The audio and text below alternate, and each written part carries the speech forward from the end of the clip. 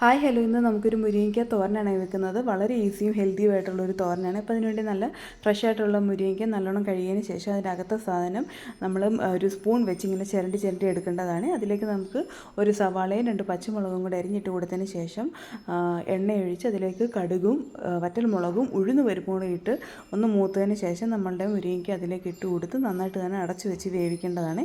അപ്പോൾ ഇത് വലിയ വേവൊന്നുമില്ല. ഇത് ഉറപ്പായിട്ട് നമ്മൾ കുട്ടികൾക്ക് കൊടുക്കണം. ഞാനിവിടെ മോനെയും കൊണ്ട് ആശുപത്രി പോയപ്പോൾ ഡോക്ടർ പറഞ്ഞതാണ് മുരിങ്ങയ്ക്ക കുഞ്ഞുങ്ങളുടെ കണ്ണിന് ഒരുപാട് നല്ലതാണെന്ന്. അപ്പോൾ എല്ലാവരും അത് കുഞ്ഞുങ്ങളുടെ ഫുഡിൽ നമ്മൾ ഇൻക്ലൂഡ് ചെയ്യേണ്ടതാണ്. അപ്പോൾ നമ്മൾ ഇനി അതിലേക്ക് കുറച്ച് മഞ്ഞളും ഉപ്പും കൂടെ ഇട്ട് കൊടുത്തു. ഇപ്പോൾ തൊട്ട് ഞെക്കി നോക്കിയപ്പോൾ സംഭവം നല്ലോണം വെന്തിട്ടുണ്ട്. ഇനി നമുക്ക് തേങ്ങയും കുറച്ച് കൊച്ചുള്ളിയും ജീരകവും വെളുത്തുള്ളിയും കൂടെ ചതച്ചതും കൂടെ അതിലേക്ക് ഇട്ട് നന്നായിട്ടൊന്ന് ഇളക്കി ഒന്ന് അടച്ച് വെച്ച് വേവിക്കേണ്ടതാണ്. അപ്പോൾ ഇതാണ് നമ്മുടെ മുരിങ്ങയ്ക്ക തോരൻ. അപ്പോൾ എല്ലാവരും ചോറിൻ്റെ കൂടെയും ചപ്പാത്തിയുടെ കൂടെയും ഒക്കെ നല്ല രുചിയും നല്ല മണവുമാണ്. അപ്പോൾ എല്ലാവരും മസ്റ്റായിട്ട് ഒന്ന് ട്രൈ ചെയ്തിട്ട് അഭിപ്രായങ്ങൾ അറിയിക്കണം. വീഡിയോ ഒന്ന് സബ്സ്ക്രൈബ് ചെയ്ത് സപ്പോർട്ട് ചെയ്യണം. Thank you so much.